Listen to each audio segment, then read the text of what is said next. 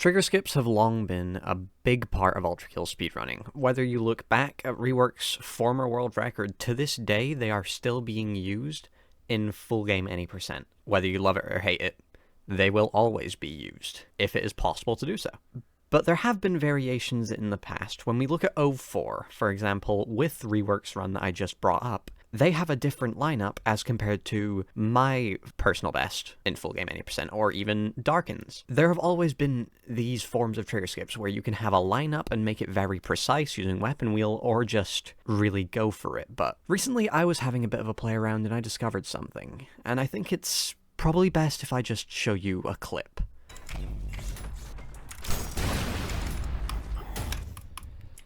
Oh, I've thrown like 6-7 second paces on 04 today.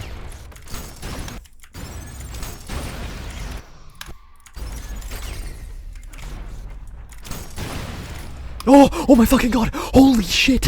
What the fuck? Now this variation of a trigger skip is very complex, and I don't even think it should work, in all honesty. But I like to call this the Whipskip. It's pretty simple. You can instant mount rockets by using your whiplash, basically the same frame that you shoot a rocket. But for some reason this also brings you forward as if the rocket was placed in front of you. Now, the logic, it didn't compute in my head. I hadn't tried this for literally ever, because in my head it was, the rocket is getting whipped towards you, so you'll probably just get on the rocket right where you are. For some reason, that's not the case. I can't explain to you why. I did not make the game, but it works. And I'm a speedrunner, so if it works, I do it. That's just how it goes. But this is where a few things start to come up.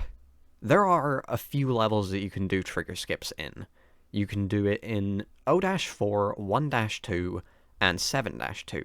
For 0-4, you only used to do one trigger skip, because the trigger skip in the second arena was not extended all the way to the top of the arena. So you would be able to just boost with the malicious rail cannon and dash over it, and you wouldn't have to do that arena. But with this new whip skip, you can actually just kind of dash jump into the trigger and get the whip skip at the right time, and it is so much faster. I would like to make clear as well, I didn't properly discover this. It was technically known about, it's just it was not widely known about, and I think the only other person who knew about it was Grim Delegator, who currently holds the any percent world record for 7-2.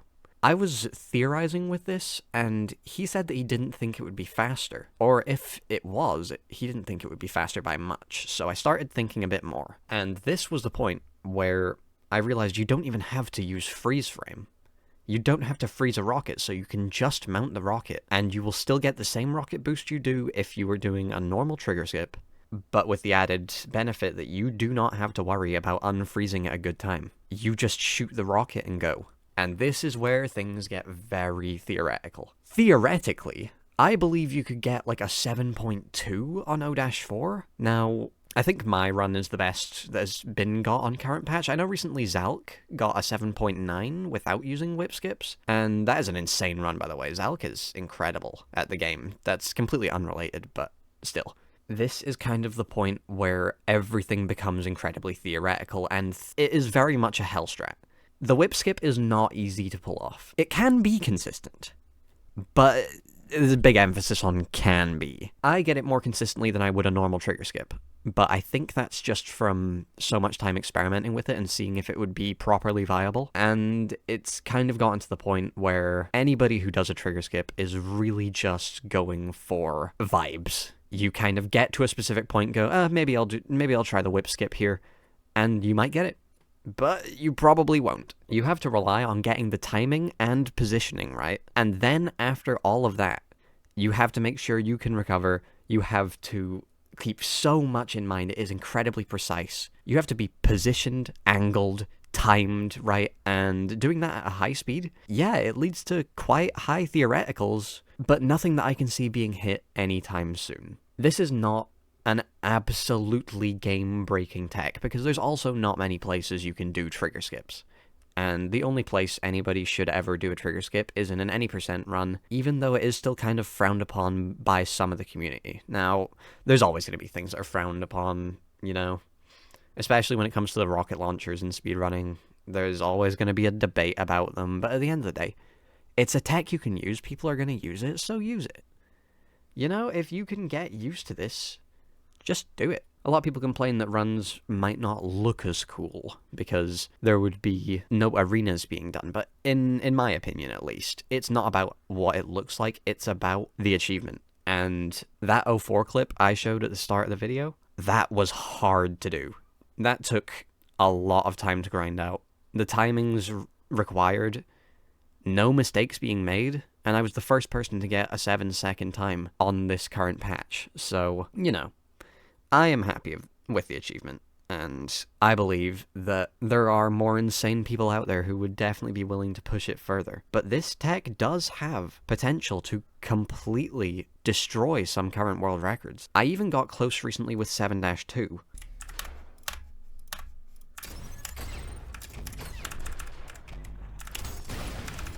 Oh! But in all honesty, I don't really want to play 7-2. 7-2 is a very hard level to run.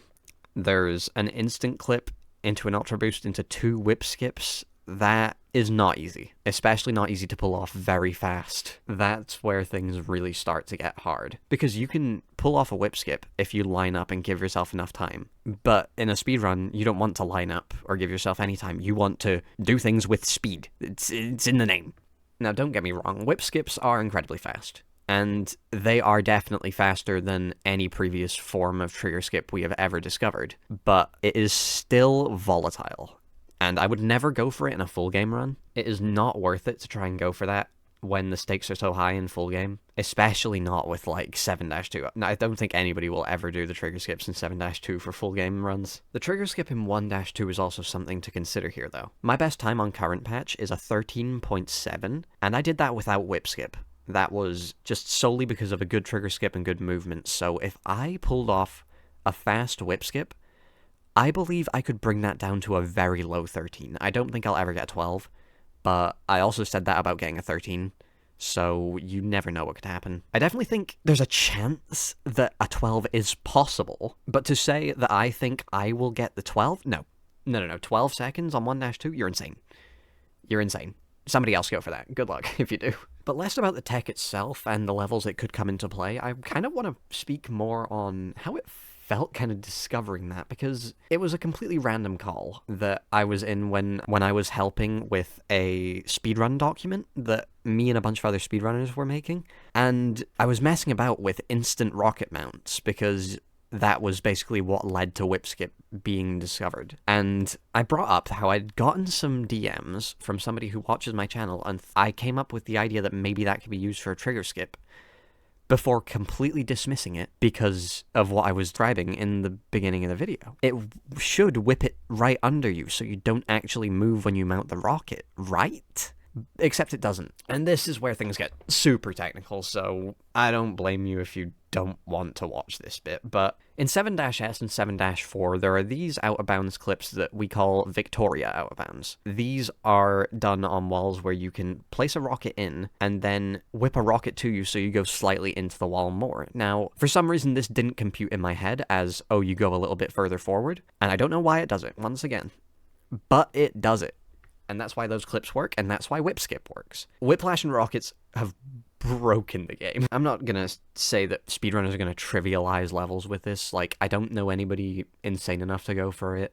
Aside from me, well, no, there is Grim Delegator. That's for true. I could also see Fishy Panda going for it, I guess, if he ever decides to run anything that isn't 4-2. But you know, him running anything that isn't 4-2, that's just not gonna happen, you know? Either way, I thought it would be really cool to showcase this because I think I'm the first person to ever use a whip skip in any run, and I thought it would be really funny to just get some decent runs on some levels and then basically just scatter them throughout this video and explain the tech and how it works.